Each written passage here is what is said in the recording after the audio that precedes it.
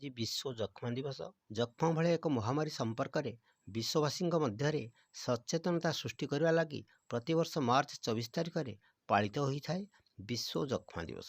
1882 ମସିହା ଆଜିର ଦିନରେ ଡକ୍ଟର ରବର୍ଟ କୋଚ୍ ଯକ୍ଷ୍ମା ପାଇଁ ଦାୟୀ ବ୍ୟାକ୍ଟେରିୟମ୍ ଆବିଷ୍କାର ବିଷୟରେ ଘୋଷଣା କରିଥିଲେ।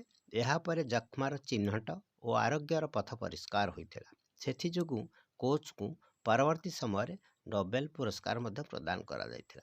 ଯକ୍ଷ୍ମା ଏକ ସଂକ୍ରାମକ ରୋଗ।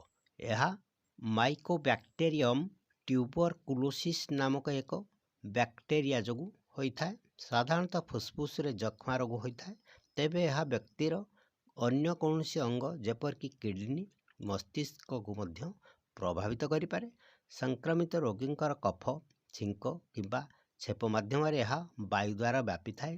ସଂକ୍ରାମକ ରୋଗ ହୋଇଥିଲେ ମଧ୍ୟ ଯକ୍ଷ୍ମାର ଚିକିତ୍ସା ସମ୍ଭବପର।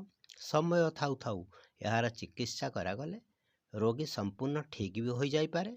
ଚଳିତ ବର୍ଷ ଲାଗି ଏହି ଦିବସ ପାଳନର ଥିମ୍ ରହିଛି ହଁ, ଆମେ ଯକ୍ଷ୍ମାକୁ ଶେଷ କରିପାରିବା। ଏହି ଦିବସରେ ସାରା ବିଶ୍ୱରେ ବିଭିନ୍ନ ସଂସ୍ଥା ପକ୍ଷରୁ ସଚେତନତାମୂଳକ କାର୍ଯ୍ୟକ୍ରମ ଅନୁଷ୍ଠିତ ହୋଇଥାଏ। ତା ମାଧ୍ୟମରେ ଲୋକଙ୍କୁ ଯକ୍ଷ୍ମାର କାରଣ, ଲକ୍ଷଣ ସମ୍ପର୍କରେ ସଚେତନ କରାଯାଇଥାଏ। ସେହିପରି ଯକ୍ଷ୍ମାରେ ପୀଡ଼ିତ ଲୋକଙ୍କ ଲାଗି ସମର୍ଥନ ଜୁଟାଇବା ମଧ୍ୟ ଏହି ଦିବସ ପାଳନର ଅନ୍ୟତମ ଉଦ୍ଦେଶ୍ୟ। ସୂଚନା ଥାଉ କି ଯକ୍ଷ୍ମା ରୋଗ ଯୋଗୁଁ 2022ରେ କେବଳ 1.3 ନିୟୁତ ଲୋକଙ୍କର ମୃତ୍ୟୁ ହୋଇଥିଲା। ଭାରତରେ ପ୍ରତିବର୍ଷ ଲକ୍ଷାଧିକ ଲୋକଙ୍କ ନିକଟରେ ଏହି ରୋଗ ଚିହ୍ନଟ ହୋଇଥାଏ। ଭିଡ଼ିଓଟିକୁ ଲାଇକ୍, ସେୟାର, ସବସ୍କ୍ରାଇବ୍ କରିବାକୁ ଅନୁରୋଧ। ସଂଗୃହୀତ ଖବର, ସାମାକୋଇ ଟିଭି।